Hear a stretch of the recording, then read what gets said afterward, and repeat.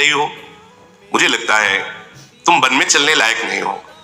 सावित्री ने कहा, भगवान मुझे कोई कष्ट नहीं है, मुझे कभी भी कहीं भी चलने में थकावट नहीं होती, मेरा मन बहुत उत्साहपूर्ण रहता है, बस आपसे प्रार्थना है आप कहीं मना न कर दीजिए। सत्यवान ने कहा कि आज तक तुमने कोई चाह नहीं प्रकट की, अगर साथ ही चलना चाहती हो तो चलो, हम मना नहीं करेंगे।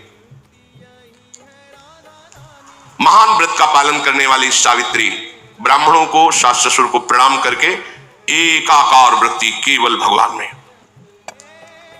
ये बहुत बड़ी बात है। कदम पति के साथ चल रहे, चिंतन भगवान का चल रहा है। आज देखते हैं कि मृत्यु कैसे हमारे पति को ले जाती है। हृदय घबरा रहा है, जलन पैदा हो रही है, भगवत स्मरण एक तार चल रहा है, देखने में बहुत मुस्कुराती हुई दिखाई दे रही, जिससे उनके पति को पता न चले। सत्यवान जी दिखाते, देखो विशाल नेत्रों वाली सावित्री, ये कैसा सुंदर वन है, देखो यहां मयूर कैसे नृत्य कर रहे, देखो ये कितनी पवित्र जल बहाने वाली नदी है। धीरे धीरे सावित्री जी चल रही, पर दाह बढ़ रहा है, क्योंकि उनको पता है कुछ ही क्षण रह गए मृत्यु के, और पति को पता नहीं है।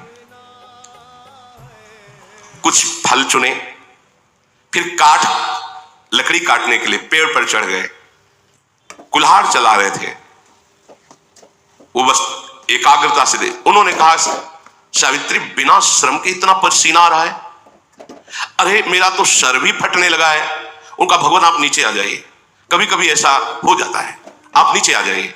नीचे आए तो उनका ऐसा लग रहा है कि मेरे हृदय को कोई छेद रहा है, बहुत हृदय में पीड़ा हो रही, अरे मेरे अंग फटते चले जा रहे हैं। सावित्री जी बैठ गई, कहा भगवान आप आराम से लेट जाइए, और अपनी गोद में सर रखा, सहलाने लगी, आप आराम से सो जाइए, अभी सर दर्द ठीक हो जाएगा। और वो तो सावधान, समझने के समय बिल्कुल मृत्यु का है।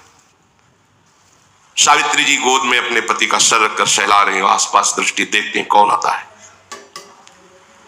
उसी समय देखा, मुहूर्ता देव चा पश्यत पुरुषम रक्तवाससम बद्धमौलिम वपुष्मन्तो मादित्य समतेजसम। आदित्य समतेज, मानो सूर्य उदय हो गए हो, लाल वस्त्र धारण किए हुए, भयानक रूप,